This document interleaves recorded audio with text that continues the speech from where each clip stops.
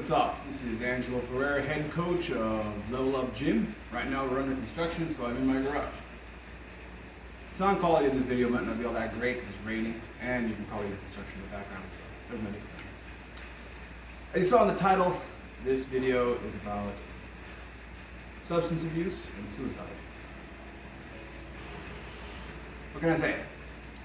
This week has been a rough one. I lost another friend to substance abuse.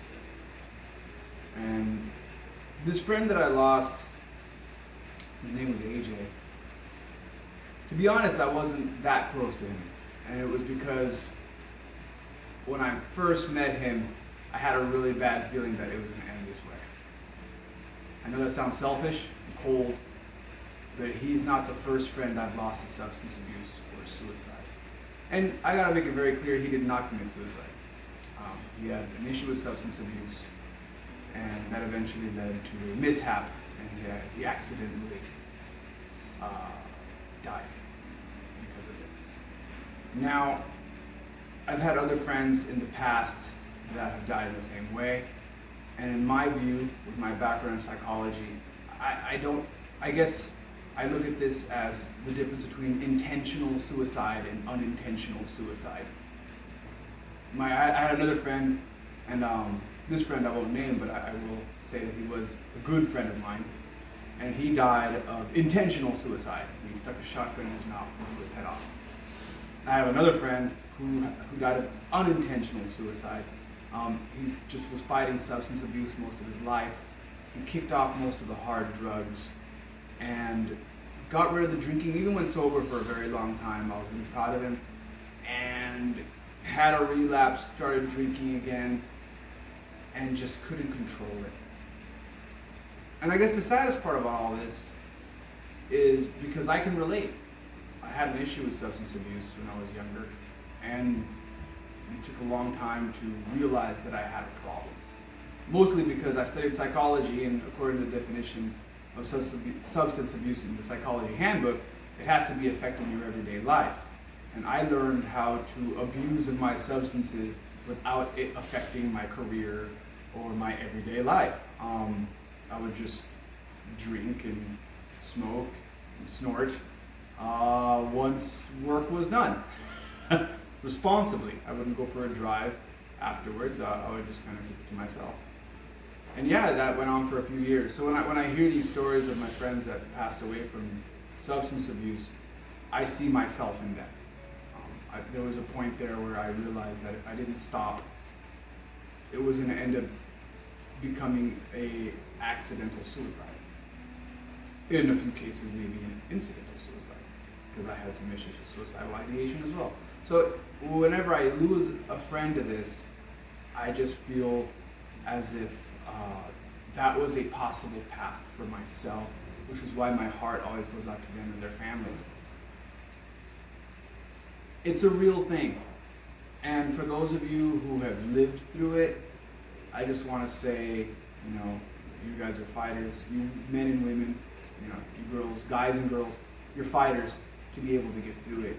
And then for those of you who live with someone who is fighting substance abuse or suicidal ideation, don't blame yourself. Don't blame yourself. There's only so much you can do, and in some cases, there's nothing. It is, you did what you could.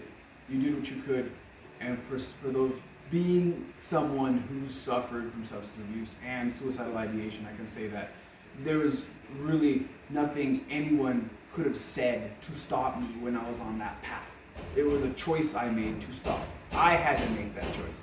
So for those people who feel like they want to reach out to them and they're trying their hardest and they feel they failed when that person is lost, I just want to let you know that when I was on that path, there was plenty of people that told me, from tough love to my dad kicking me out of the house to soft love to my friends opening up their homes to me and letting me abuse of the substances in their houses, even though they didn't participate. Like, they enabled me because they felt that maybe that would be a way. So when I chose to stop, it was my decision to stop.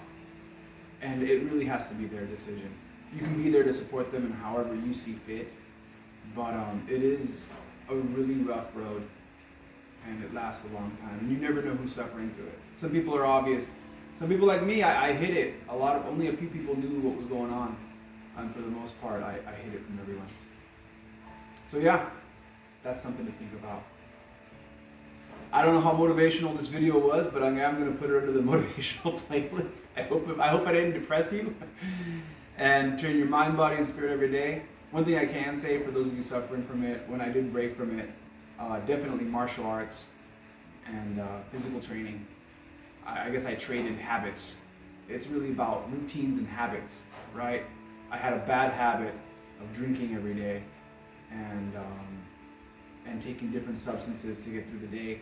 And I replaced those habits with healthy habits, like exercise and eating correctly, and got really obsessed with it. And who knows, maybe there's a whole psychological issue there, but at least now my new obsession is good for my body and builds my body instead of destroying it. So that's something, if you're watching this and you are suffering from substance abuse, I am telling you that. Definitely getting, whether it's not martial, whether it's dance, whatever it is, moving your body can release dopamines, and it can be a healthy replacement to that dopamine fix that you're getting from a substance. And again, I'm not saying that I'm not for or against substances. If you learn how to do it responsibly, that's your thing. It's just not mine.